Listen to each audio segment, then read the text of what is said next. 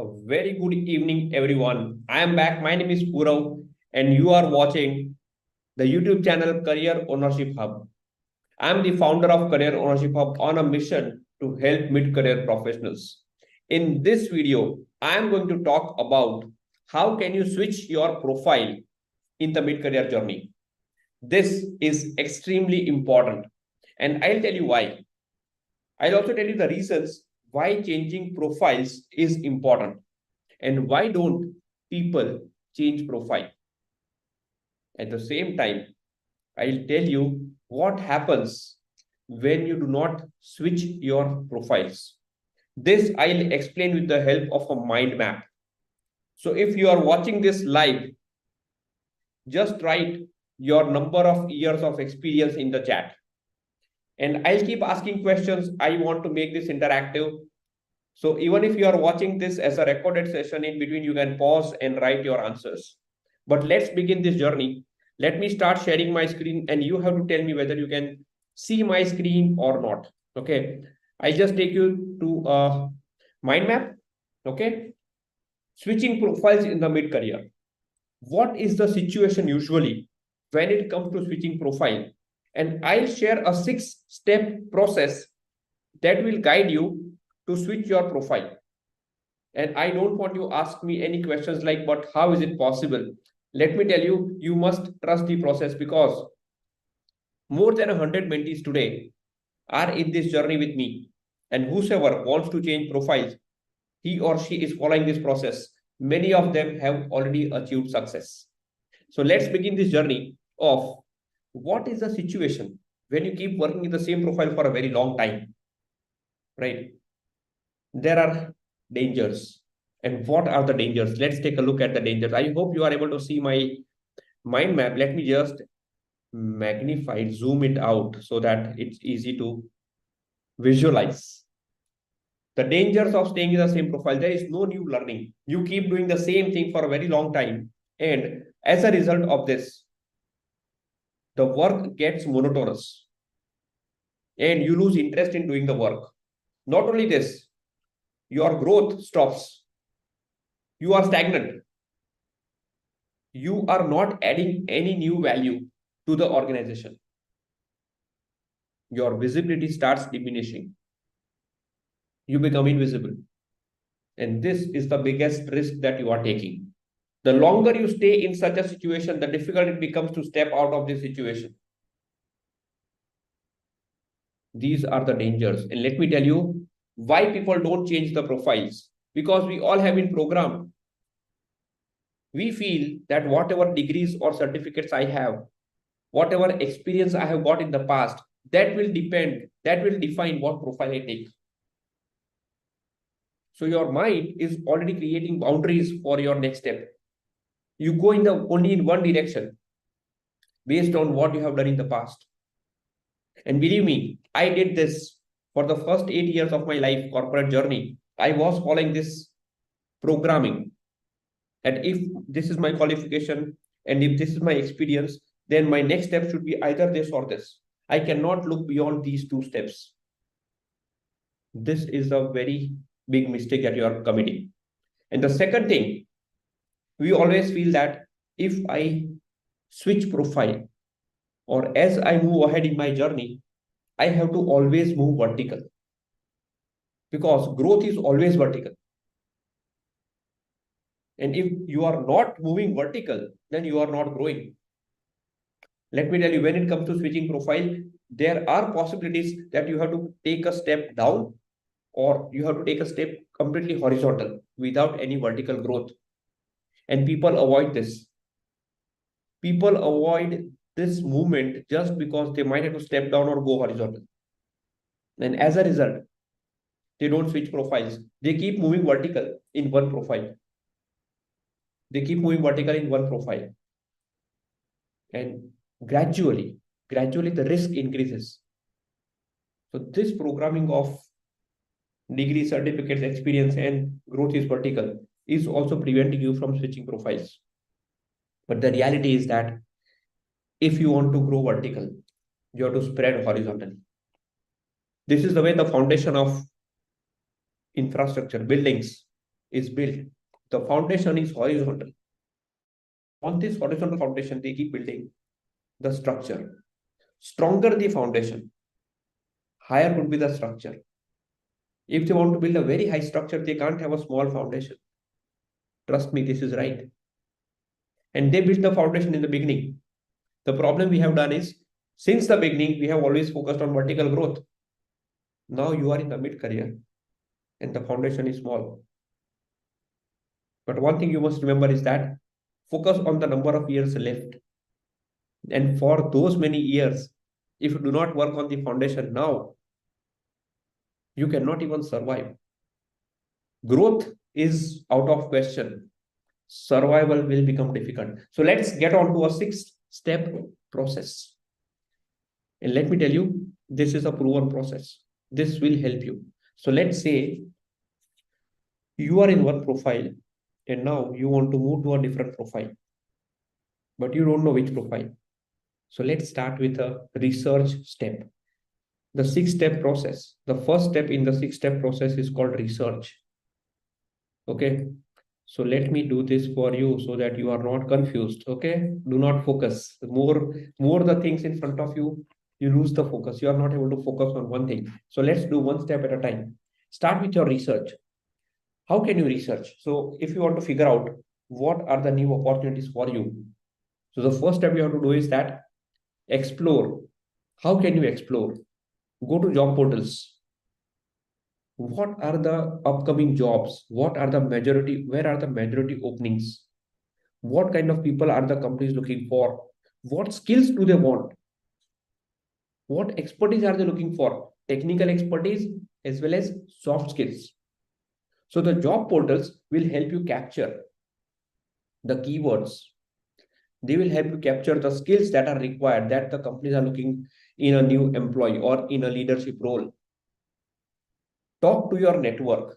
Talk to your professional network. What is happening in the industry? Unfortunately, because people are so occupied in their current job, they do not look out, they do not watch out for new opportunities.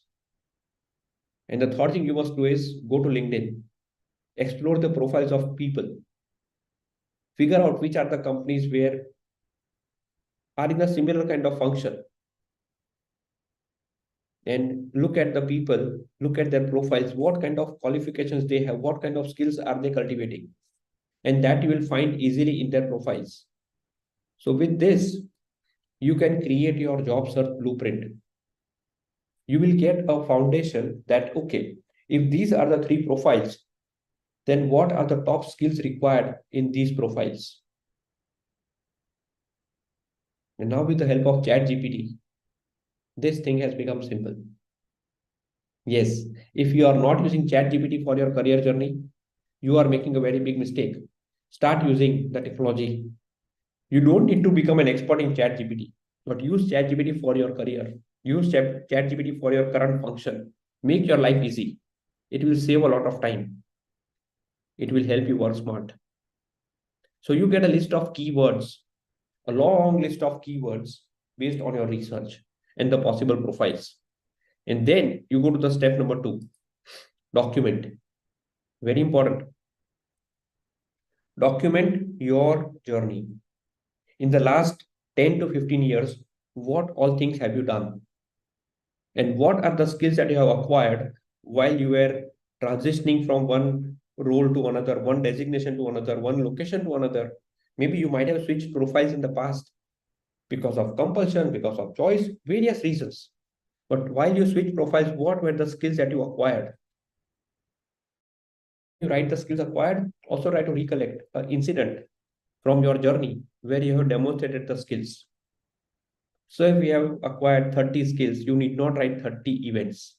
You know what I mean to say. You know your story, you know the events, write the titles. Why this is important is whenever you are sitting in an interview, and if they ask you, where have you demonstrated? We see in your resume you have written this skill, but where can you give us an example? How did you demonstrate this? This is where these stories will help you. Remember, you have to be smart in the interview. You cannot keep reacting to the situation. You cannot bluff. You cannot screw up the interviews. Never. So start preparing now. You cannot prepare for the interviews after you get a call. That mistake we all have been making, the reactive mode. So let's behave a little proactive. The third step after documenting, create your skills landscape. So now you have your journey and you have a long list of skills that you have acquired.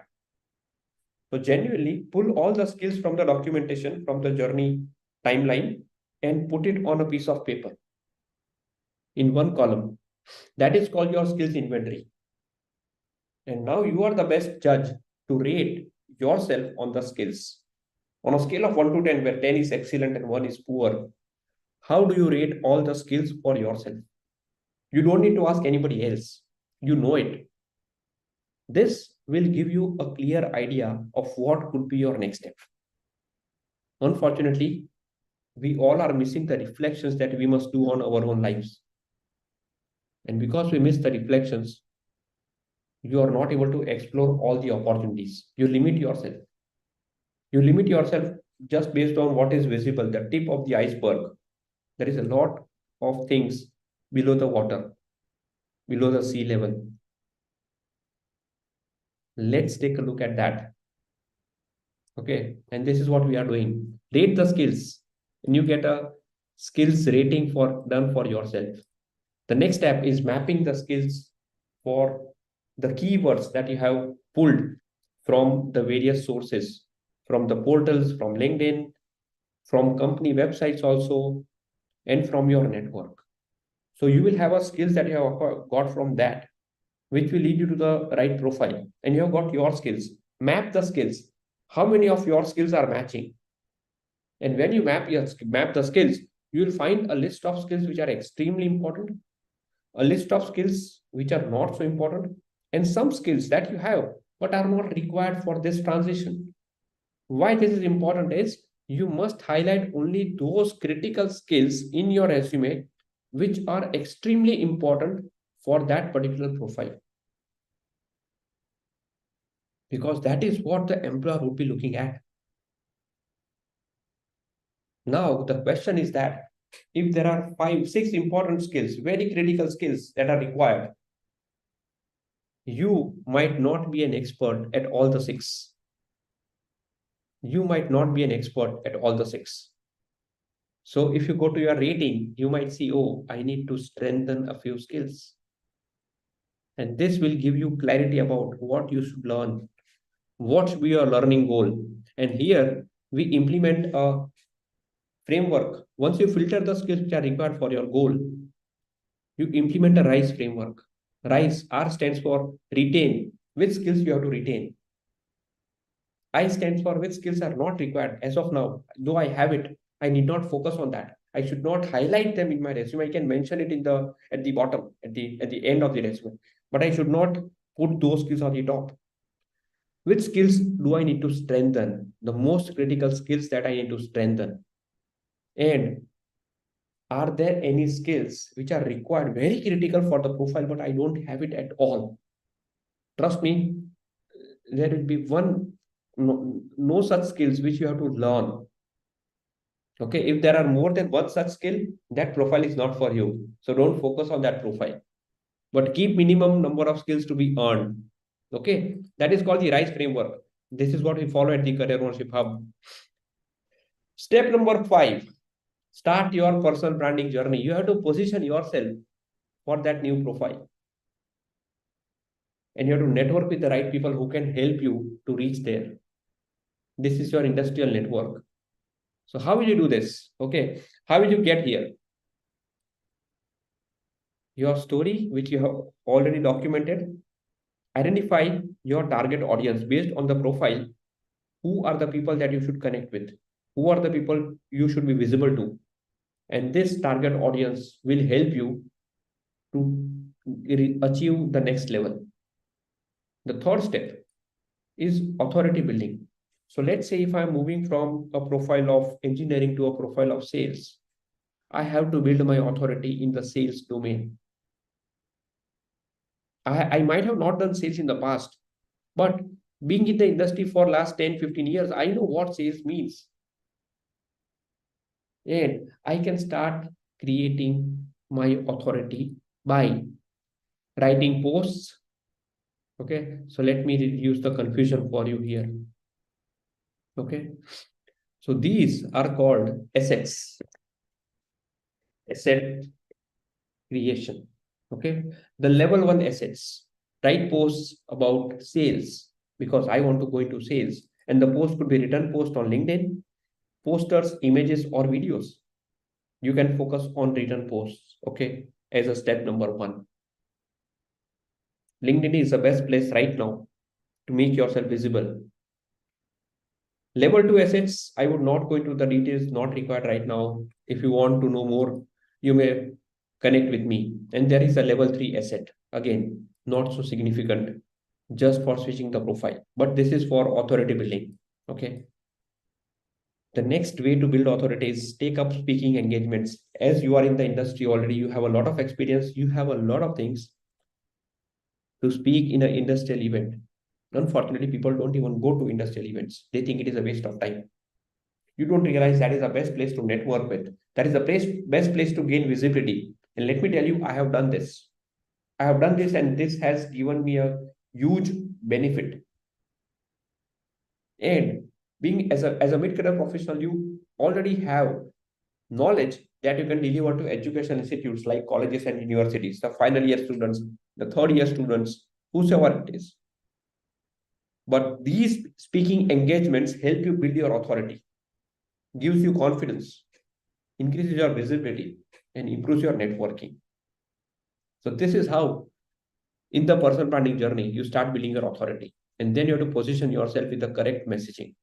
Based on what profile you want to get in, you have to put your messages so that you are there even before you are actually there. You are in the minds of the people. You start occupying space in the mind of the people just with the correct messaging. So when you are sitting in an interview, they already know that you are ready for the next profile. You know what? You might think that how much time consuming is this? Let me ask you. Have you tried the conventional way of just applying with your resume? Do it once and see what results you get. You will get completely frustrated and irritated. And then you will come at a level of compromising. Give me anything I'll take because I want to escape the current situation. And the last step is customize your resume for the different profiles. So if you are looking for three different profiles, you must have three versions of the resume. Each version will have different set of skills highlighted based on what is required for that particular profile. One thing that you have to remember here is don't fake anything. Be real. When you deep dive in your journey, you will find all the skills. Not all the skills require certificates. It requires your presence of mind. It requires that you have demonstrated those skills during your journey. That's enough. Because the classroom knowledge is not going to help you. But if you have done it practically, then the certificate is no longer required. So start breaking these beliefs. But to take this step, okay, you have to take a risk. You might have to step down and you have to learn. You have to learn something new, soft skills, technical skills. So be ready to take risk, be ready to step down and be ready to learn. But if you feel like you are not growing in the current profile and you have been in the profile for more than 3 years, it's time to change. It's high time that you take a change. And this change, as I said, could be a risk. But if not now, then when? Ask yourself. If you not take a risk now, when are you going to take this risk? Trust me, journey should be exciting, not comfortable. The career journey should be adventurous, not easy. Because if it is easy, then you are leaving a lot of things on the table. You are leaving a lot of opportunities on the table, unutilized. And you are playing a very safe game.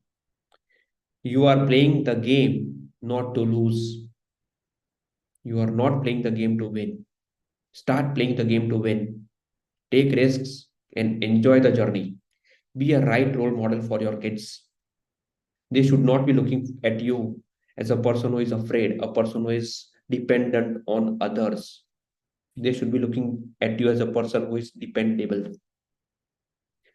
This is how you set the right benchmarks for the next generation and for yourself. I hope you like this video. If you really like this, put a like, share your comments, and subscribe to my channel because every day I'll keep coming with something new for you. Thank you so much and have a great day ahead. Keep watching